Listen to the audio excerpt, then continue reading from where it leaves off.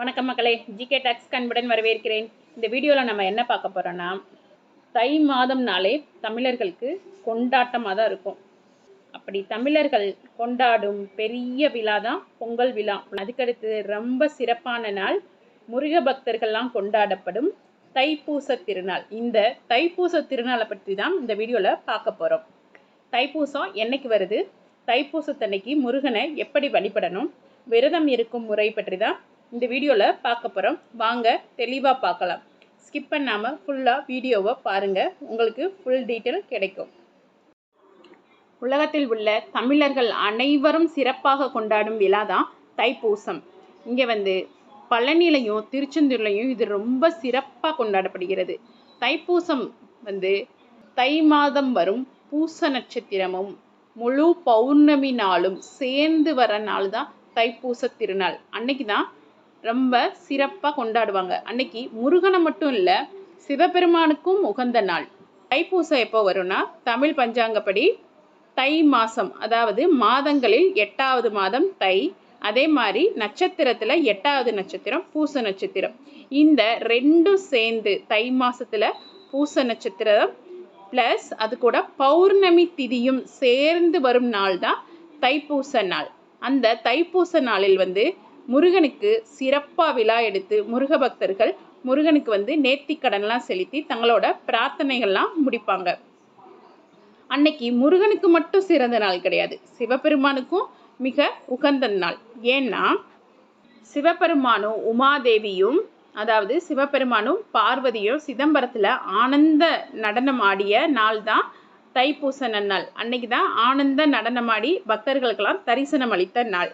அது மட்டும் இல்லாமல் சிதம்பரத்திற்கு அரும் பெரும் திருப்பணிகள்லாம் செய்து நடராஜனை இரணியவர்மன் என்னும் மன்னன் நேருக்கு நேராக தரிசித்த நாள் தான் தைப்பூச திருநாள். இந்நாளில் சிவபெருமானுக்கு அபிஷேகம் அலங்காரங்கள்லாம் சேர்ந்து சிறப்பாக பூஜை நடத்தி சிவபெருமானையும் வழிபடுவாங்க. அது மட்டும் இல்லாமல் வள்ளலாருக்கும் அன்னைக்கு மிக சிறப்பான நாள். ஏன்னா தை மாதம் வெள்ளிக்கிழமை புனர்பூச நட்சத்திரத்தன்று தான் அவர் ஜோதி வடிவமாக காட்சி தந்தார். அதனால அன்னைக்கு வடலூருக்கு அருகில் உள்ள மேட்டுக்குப்பத்தில் தைப்பூசத்தன்னைக்கு எல்லாரும் நிறைய மக்கள், அதாவது லட்சக்கணக்கான மக்கள் ஒன்று கூடி வள்ளலாருக்கு விழா எடுத்து அன்னைக்கு வள்ளலாரை கும்பிடுவாங்க. தைப்பூசத்தில் நிறைய சிறப்புகள் உண்டு. எல்லா முருகன் கோயிலையும் சிறப்பாக அபிஷேகம் ஆராதனை எல்லாமே நடைபெறும். குறிப்பாக பழனிலையும் திருச்செந்தூர்லையும் நிறைய மக்கள் விதவிதமான காவடி எடுத்து அலகு குத்தி மொட்டை எடுத்து நடைபயணமாக திருச்செந்தூருக்கும் பழனிக்கும் போய் அவங்க பிரார்த்தனையை நிறைவு செய்வாங்க. தமிழ்நாட்டில் மட்டுமல்ல, உலகத்தில் உள்ள தமிழர் வாழும் நாடுகளில் ஃபுல்லாக அந்த தைப்பூசத்தன்னைக்கு முருகனை சிறப்பாக வழிபடுவாங்க. முக்கியமாக ஈழத்தில், அதாவது இலங்கையில் யாழ்ப்பாணத்தில் சிறப்பாக முருகனுக்கு விழா எடுப்பாங்க. தைப்பூசம் என்னைக்கு வருதுன்னு பார்க்கலாம். தைப்பூச நட்சத்திரம் ஜனவரி மாதம் 25ஆம் தேதி வியாழக்கிழமை காலையில் 8:16க்கு ஆரம்பித்து அடுத்த நாள் ஜனவரி 26 காலை 10:22 வரைக்கும் தைப்பூசம் நட்சத்திரம் இருக்குது. பௌர்ணமி எப்போ ஸ்டார்ட் ஆகுதுன்னா, ஜனவரி 24 புதன்கிழமை நைட்டு, அதாவது இரவு 9:50க்கு தான் ஸ்டார்ட் ஆகி ஜனவரி மாதம் 25ஆம் தேதி 11:24 நைட்டில் தான் முடியுது. ஸோ 25 நட்சத்திரமும் பௌர்ணமியும் சேர்ந்து வர அந்த நாளில் தான் தைப்பூச திருநாள் கொண்டாடுகிறோம். தைப்பூசத்தன்று முருகப்பெருமானை விரதம் இருந்து எப்படி வழிபடுவதுன்னு பார்க்கலாம் வாங்க. தைப்பூச திருநாள் அன்னைக்கு காலையில் வேகமாகவே எந்திரிச்சு அன்னைக்கு வீட்டை நல்லா சுத்தம் செய்துட்டு நம்ம குளிச்சுட்டு நெற்றி நிறைய திருநீர் அணிந்து முருகப்பெருமான் படங்கள் இருந்தால் அதை நல்லா தொடச்சி சுத்தம் செய்து முருகப்பெருமானுக்கு பொட்டு வச்சு நல்லா பூவில் அலங்காரம் செஞ்சுட்டு அன்னைக்கு விரதத்தை நம்ம ஸ்டார்ட் பண்ணணும். அன்னைக்கு நம்ம காலையில் முடிகிறவங்க அன்னைக்கு ஃபுல்லாகவே விரதமாக இருக்கலாம். தண்ணி எப்போ வேணாலும் எவ்வளோ வேணாலும் குடிச்சிக்கலாம். தண்ணிக்கு எந்த இதுவும் கிடையாது. நம்ம எவ்வளோ வேணாலும் விரதத்தன்னைக்கு நம்ம குடிச்சிக்கலாம். அப்படி ஃபுல்லாக என்னால் விரதம் இருக்க முடியாதுன்றவங்க பால் பழம் காலையிலையும் மதியம் சாப்பிட்டுட்டு மாலை வேளையில் வந்து முருகன் கோவிலுக்கு போயிட்டு வந்துட்டு நம்ம விரதத்தை முடிக்கலாம். இப்போது இடையில இருக்க நேரத்தில் ஃபுல்லாக, அதாவது காலையில் விளக்கேற்றி சாமி கும்பிட்றோம் இல்லையா, சாமி கும்பிடையில் என்ன செய்யணும்னா கந்த சஷ்டி கவசம், கந்தர் அலங்காரம், கந்தர் அனுபூதி, திருமுருகாற்றுப்படை, திருப்புகழ், கந்தர் கலிவெண்பா உள்ளிட்ட முருகப்பெருமானுக்கு உகந்த பாடல்கள் எல்லாம் நம்ம பாடிக்கிட்டே இருக்கலாம். அதுக்கடுத்து இது எல்லாம் எங்களால் செய்ய முடியலை, பாட முடியலை அப்படின்னு நினைக்கிறவங்க நம்ம மொபைல்லையோ இல்லை எதுலேயோ அதை ஒலிக்க செய்தும் நம்ம வீட்டில் கேட்டுக்கிட்டு இருக்கலாம். அப்படி இல்லை இதுவும் என்னால் முடியாதுன்றவங்க நம்ம வந்து முருகப்பெருமானுக்குரிய சிறந்த தாரக மந்திரமான ஓம் சரவணபவ சொல்லலாம். அப்படி இல்லை முருகப்பெருமானோட காயத்ரி மந்திரத்தை சொல்லலாம். காயத்ரி மந்திரம் வந்து இப்போ டிஸ்பிளே ஆகுது இல்லையா, ஓம் தத்புருஷாய வித்மகே மகேஸ்வர புத்திராய தீமகி தன்னோ சுப்பிரமணிய பிரசோதயாத்.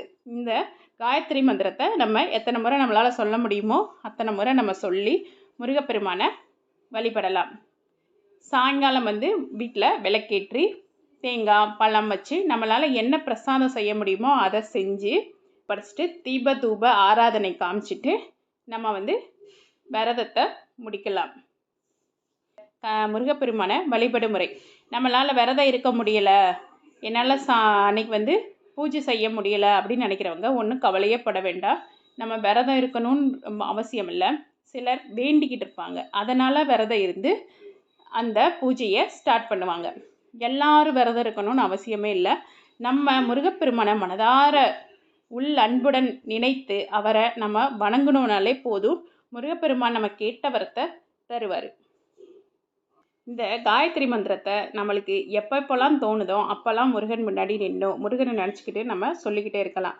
முக்கியமாக செவ்வாய்க்கிழமை, கிருத்திகை, அப்புறம் வந்து சஷ்டி, அந்த நாள்கள்லாம் நம்ம இந்த காயத்ரி மந்திரத்தை மனதார உள் அன்புடன் நம்ம சொல்லிட்டு வந்தோம்னாலே நம்ம கேட்ட வரத்தை தருவார்.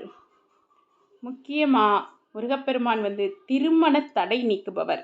இந்த தைப்பூசத்தன்று தான் வள்ளியை மணந்து கொண்டு அவங்க 2 பேர், வள்ளிக்கும் தெய்வானிக்கும் சண்டை வந்து அதை சமாதானப்படுத்தி 2 பேரையும் ஒன்றா காட்சி அளித்த நாள். அதாவது வள்ளி தெய்வான சமேதமாக காட்சி அளித்த நாள் வந்து தைப்பூசம்தான்.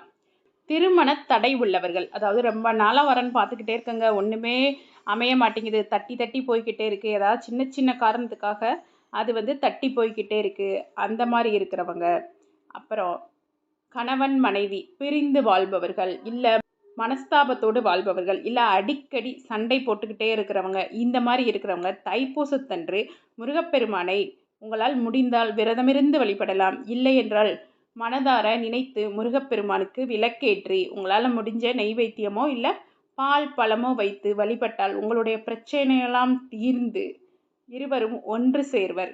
திருமண தடை உள்ளவர்களுக்கு வேகமாக வரணும் அமைந்து அவங்க கல்யாணமும் சீக்கிரமாக நடக்கும்.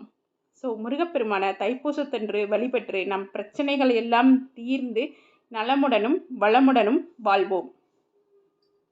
இந்த வீடியோ உங்களுக்கு பிடிச்சிருந்தா ஜிகே டாக்ஸை சப்ஸ்கிரைப் பண்ணுங்கள், லைக் பண்ணுங்கள், ஷேர் பண்ணுங்கள், கமெண்ட் பண்ணுங்கள். நன்றி, வணக்கம் மக்களே.